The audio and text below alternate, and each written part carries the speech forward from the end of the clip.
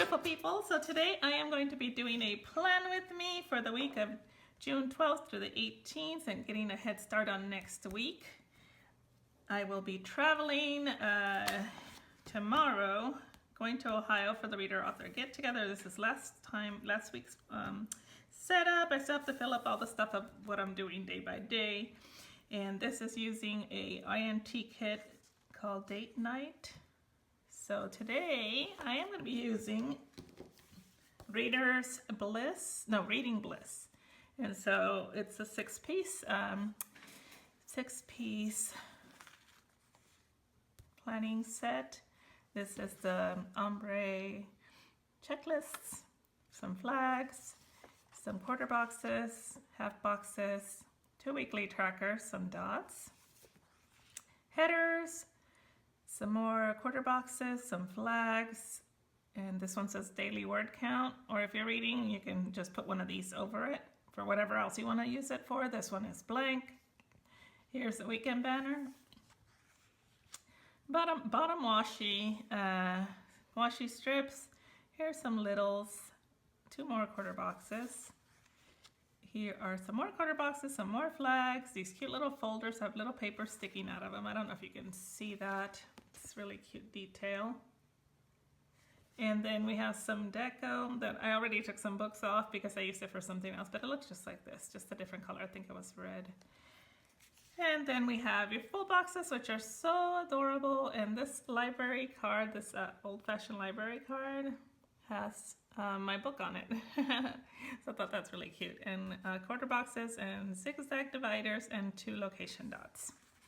Okay, so let's get started. And like I said, while I'm talking, like it says in the title, while I'm planning, I will be talking about writer conventions, or conventions in general, really, going to conventions and what it means to me, because there's so much, there's a big discussion on Facebook about whether or not it's worth it to go to a specific convention. In this case, they were talking about a huge convention, and you got all kinds of opinions on there, and it kind of was making me a little sad for the new writers, because I know that they were thinking, well, crap, should I not go then?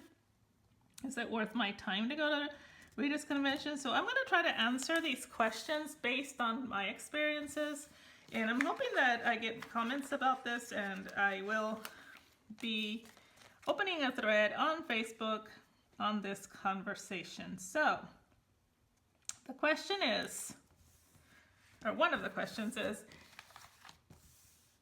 it better to stay home and write a book than attend a convention? Yes, it is. Is it better to go to a convention, network, meet people, and that's one good way of getting into this industry, by meeting the right people and being at the right place at the right time, kind of thing? Yes, it is.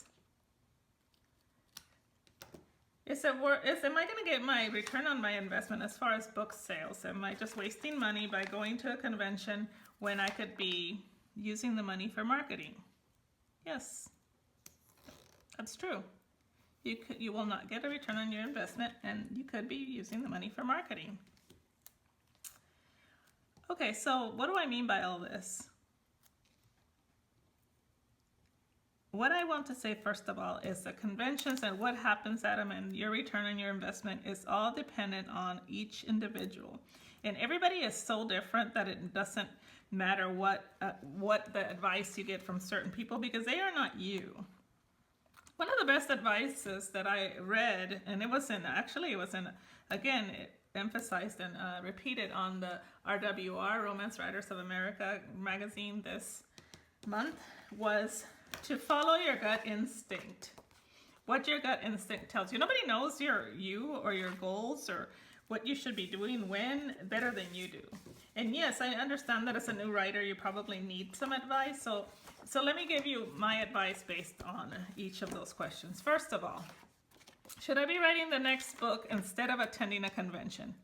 If you are running behind, if you have a schedule and you want to know, you have a plan as far as when you need to release your books, And if you go to a convention, you know that you're going to fall behind and be stressing out and possibly miss a deadline, then don't go.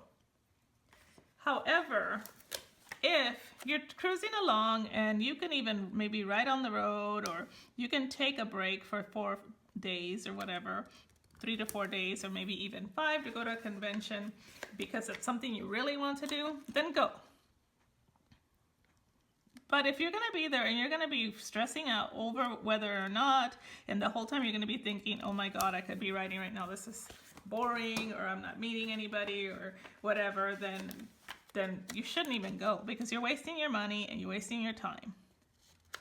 If you are an extreme introvert, I suggest you start out with a small convention.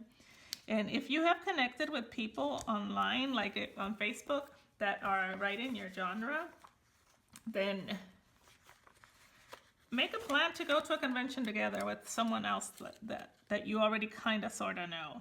Because it's kind of, even for me, I'm an extrovert, but even for me, it can be kind of daunting when I don't know anybody and I'm there by myself and I'm not exactly sure what what's going to be, who I know, etc., etc.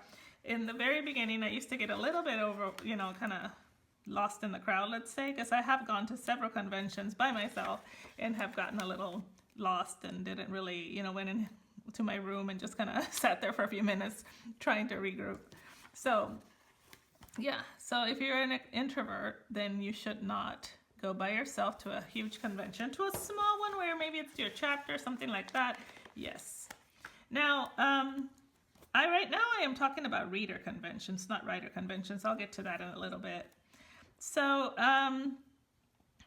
there's another type of writer that probably should not go to any kind of convention, especially a reader convention, and that is the writer who is not good with people. I'm trying to put it in a nice way, but I have seen several writers totally kill themselves in the eyes of readers because they are not very nice. Yeah, I understand that you have a personality to put out there, but when you're cussing people out, when you're telling people to get a step away from your table, when you're telling, yes, I have seen people do this, telling people, if you don't read my books, don't touch anything on my table, or the first thing that you come out at them is like, nobody reads my books, and or if somebody says, well, I don't really read this, it's not my genre. And yeah, some people are just socially awkward and they will make comments like that. And I've seen writers totally go off on these readers and say, well, then why are you even here? Or why? Well, obviously you can tell from my cover, just argumentative. And even the people that would have read them, that are standing nearby and can hear it, they're gone. They're just like, yeah, I'm not going to go near this person's table because now I'm intimidated. So, long story short, just if you know that you have a hard time getting along with people and you have very few friends, or you kind of feel like, it's hard for you to be nice at times when you get tired or you're nervous or whatever, then it's probably best that you stick to online interactions. I mean, that's my best advice for those of you that are just don't like people. Because there's some people that don't like people. And I'm not saying it's right or wrong, because there's days I don't like people. I'm just kidding. I just think that everybody has those days. But there's some people that just always sort of feel that way. You know what I'm saying? I hope you guys understand what I'm trying to say. So, yeah, those people should stay home. Don't even go to a reader's convention, or especially a reader's convention, because you'll do more damage to your career. Here all along, they thought you were nice and they were looking forward to meeting you. Then the first thing that happens is that you're not very nice to them. So if that's the case, then please just don't. Don't do it to yourself, and don't expose people to your lack of enthusiasm. The second kind of writer that should not go out to a convention or any kind of public event is if you're going through a personal crisis.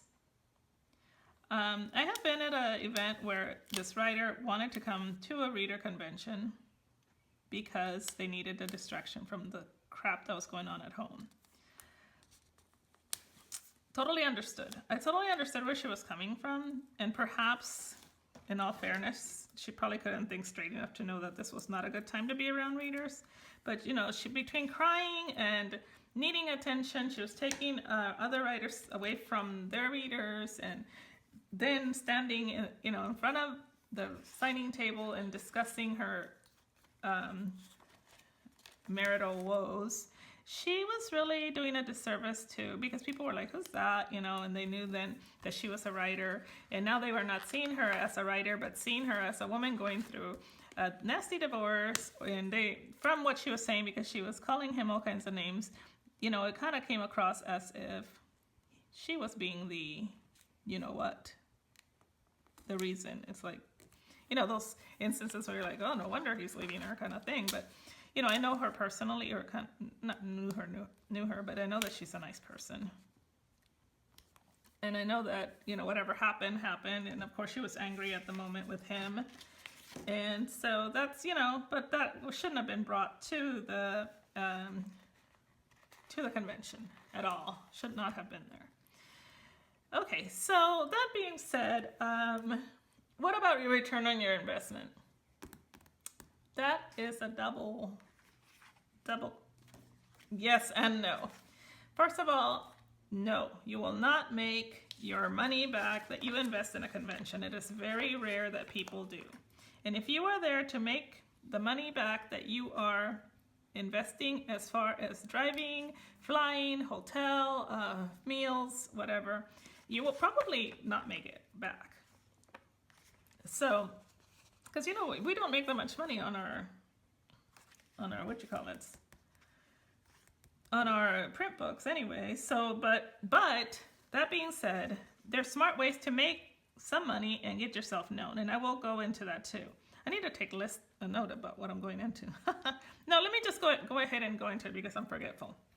First of all, if there are going to be 200 readers there, find a way to speak to all 200 and give them a free download of a book that is the first book in your series.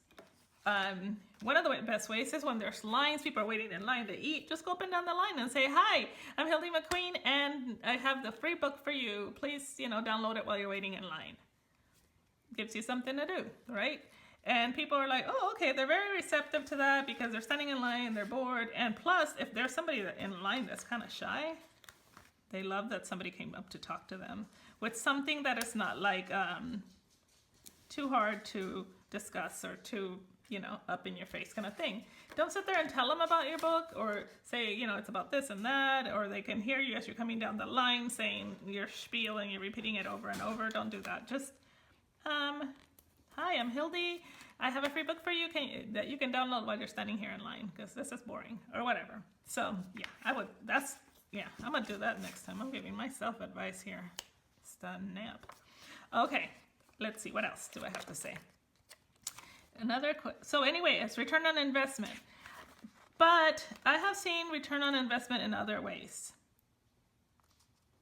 So let me tell you how. One of them is, yes, by doing free book downloads and getting involved in reader events where I am in front of readers and they have not only come to my table during the book signing afterwards, because, I want to feel like a superstar when people come to my table, but also because now I've met and made a friend and they are going to be my new reader that will hopefully join my street team and be part of my life from then on. So I always make it a point to tell people, please, if you want to join my street team, especially if I start chatting with somebody and we seem to hit it off, please join my street team so I can keep in contact with you.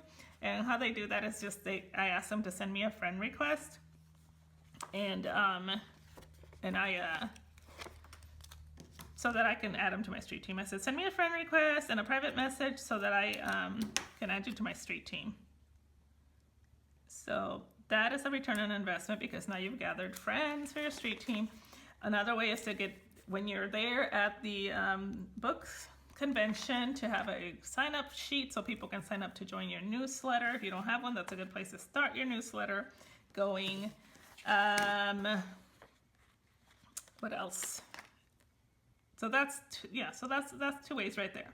Another way to get a return on your investment is by chatting up beforehand people in the group. Now, usually every event that you go to, there's a group for authors that are attending. If you are attending as an author, then get on there and say, is anybody doing any kind of special event that I can help with? Or is anybody doing some kind of event that I can join in on? Bring swag for that and stuff like that. And if they're saying, some people's like, well, you know, we're all filled up, but we're doing this and that. Well, can I come and help? You don't have to feature me, but, you know, if I can hand out some swag or, you know, help you out in any way. And a lot of writers will be excited about it and say, yes, I would be. So that's another way to do it. And plus you're networking and getting to meet these authors, and they're going to think you're fabulous because you're helping them. So that's one other way. Another way is I have gotten my money back twice, 3 times fold by attending a talk by a writer about a craft. Now, when I go to reader conventions, I go to very few craft classes, when I do, I make sure to attend the ones that are done by people that I admire, that I have been following, and it's specifically about something that I'm very interested in knowing about. And what that is, for example, I went to this convention in Las Vegas. And this convention was such a waste of money and time. I want to say it was touted as aren't these cute? Hubby made them for me. They're little churches because I was running out of churches. So anyway, this convention was touted as a reader convention and blah, blah, blah. And there were a total of 2 readers. 2. So I was at the point where I'm like, you know what, I'm just going to hang out, have fun, gamble, whatever. It was in Las Vegas. You can't, you know, there's always something to do. And it was my first time in Vegas, and I was there. It was one of those times when I didn't really know anybody. So I went to a talk by Liliana Hart. She was doing a craft class. And she's one of those people that I had been stalking. She knows now because I've told her all about this. But at the time, I don't think she knew me, or she didn't know I was stalking her. So yeah, so I was like, cool beans. This girl that I've been stalking is going to be doing a class. I am so going to go. It turned out the last class she ever did on this one topic. And I took so many notes and left there so invigorated and so ready to kick butt. I was super excited after this. That talk, that craft class she gave, paid for my entire trip there and gained me double sales. And I don't think it was so much that she said anything new, but it's the way that she presented it and the way that she made me understand it. For me, I was so freaking pumped after I left that class that I just wanted to get on a plane, come back home, and put it into practice. And when she said at the end of the class that this was the last time she was teaching that because she had, you know, so much obligations, blah, blah, blah, I just wanted to run up there and hug her and kiss her and tell her that I wanted to have her babies because she just made that entire trip worth it. So, yeah, my point in this is that, yeah, you're not going to get your return on investment if you count it monetarily right then and there. But some of the things that you will get out of it by meeting certain authors, by meeting certain industry professionals, by making yourself available and networking and helping. I don't care if you're shy because everybody has a little bit of shyness in them. But just make it a point to just be available. Like I said, you know, go in a line, pass out your book, free books, meet authors on Facebook so that they are expecting you, you know. If you are more of the outgoing type, then set up a time and say, I'm going to be at the bar hanging out with so-and-so and so-and-so because you've arranged with these people. Stop by and you will get a free gift, a little piece of swag, whatever. You just come up with something. I like to do those lens cleaning cloths. People like those. And nurse some mimosa or something, or if you don't drink, then just, you know, you're weird, but anyway, no, I'm just kidding. If you don't drink, then, you know, that doesn't mean you can't hang out at a bar and drink some sweet tea or whatever they serve in the north. So just, you know, hang out and do that and just meet people. That's all I'm saying. Meet people. Now, what if you don't have the money to go to an event? Yes, that happens a lot. It has happened to me where I really wanted to go to a certain event, but I had already done too many and I had no more money. So, you can't attend an event because you can't afford it. That's okay. Contact the event coordinator for the event you really want to go to. You can do two things. Number one, ask if they have a some kind of comp, or if you come there as a volunteer to do anything they want to, would they comp your registration fee? So that's one thing you can do. They say, no, we can't do that. Sometimes they will make you an offer, especially if you're honest and say, look, I really want to come, but I don't have the money. And they will say, well, you know, they might do a winky wink and say, you know, let's, how about you come and we'll figure something out. Other times, if you are a volunteer in the same thing, if they're saying, yeah, we are taking volunteers, ask if volunteers are going to get comp for their hotel room. And of course, you can always roommate with people. You can put it up on the author site again, saying that you want to roommate with people and stuff like that. So you can always do that. A book club this night. Yay, and planner meetup. Busy, fun day. Somebody and all kinds of books on this day.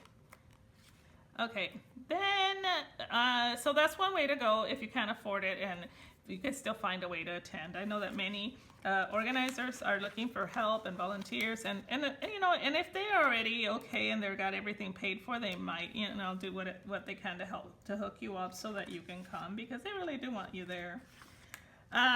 So that's a way to go if you can't afford it. And then another way to make an impact, because even if you cannot go, or let's say you really can't go because you can't afford the time away from work, whatever, you can participate via virtually by helping promote the event and by sending swag to the event. So, and of course you're saying, well, there's another expense I can't afford. So yeah, I need to do another talk on swag, because swag does not have to cost a lot. Where's my churches? Oh, here's my churches. Okay, so you can send a little pack with, buy some candy and get cover cards. You can get them from Got Print. You can get 1,000 for $30-some, or $42, I think it is. So there's 1,000. So send, let's say the convention is 250. So 250, get some cellophane bags or sandwich Ziploc bags or something. Put on your cover card, on the back, a recipe for something that the hero cooks or heroine cooks. Just make the shit up if they don't cook, and then include like a little something to do with cooking. So you can, like if they drink tea, you know, go buy a bunch of tea packs of the tea, and include, you know, a little tea bag, and maybe a little pack of sugar. And it'll be so cute. I mean, who doesn't want to do that? Because now they can make themselves some tea. I think that would be cute. I've done that before when I didn't have that much money. Another thing you can do is, you know, like if you can afford a little bit more, then send, you know, some swag along with your business card, and, you know, just have something small made. There's some small clips, things like that people can use. Emery boards is another thing that's not that expensive, that is useful, so you can send that. But don't send the Emery board by itself. I always say this so many times, don't send, nobody's gonna buy pens are another inexpensive swag. But nobody's gonna buy your book based on a pretty pen or an Emery board or a super expensive piece of swag. Like, here's one. Well, this is not super expensive, but I got these at discount mugs. It's a highlighter. But nobody's going to say, ooh, Hildy McQueen romance author, pink highlighter, I'm going to buy her book. No. Clip this sucker, make this sell a book for you, clip this sucker to a book cover, or tape it to a book cover with some washi tape, because that comes off.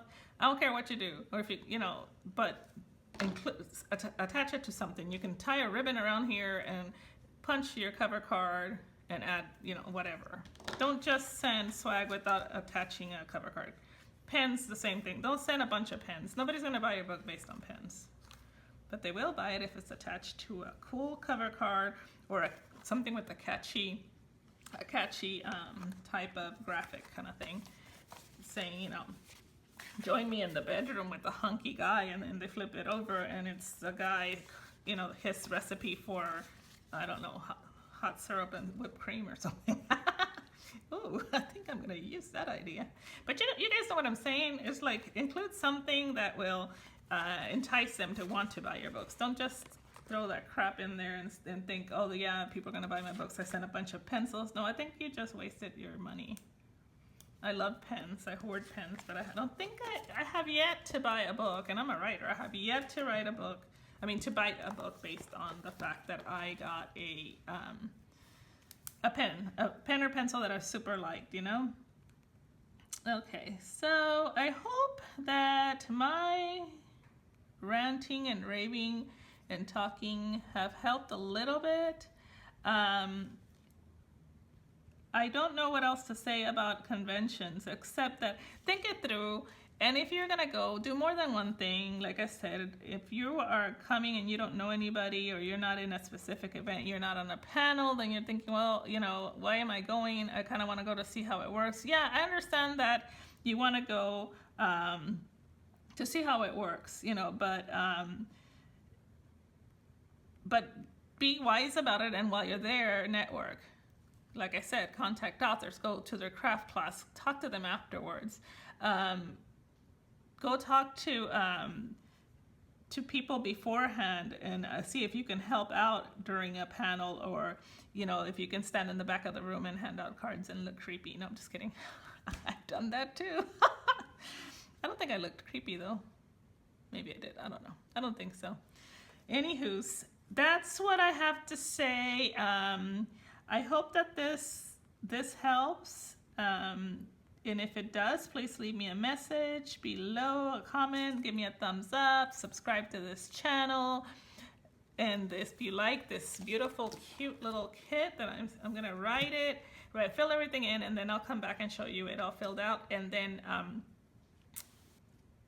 you will get some more music as I'm going over the filled out kit. But this is called, again, this is called Reader's Bliss. I think it's a reader's or reading? Reader Bliss. Reader Bliss. Is it focusing? There we go. Reader Bliss. And I still have a lot of stickers left over. Even after I filled up this page, I might do something over here. So I will film, look at all the stickers I have left over. I can do another complete spread, I think. Well, not the churches, but I have all these stickers left over. I can do another spread in my personal planner, because this is a huge 6-page sticker kit. All right, you guys, be well, be kind to others, and happy writing.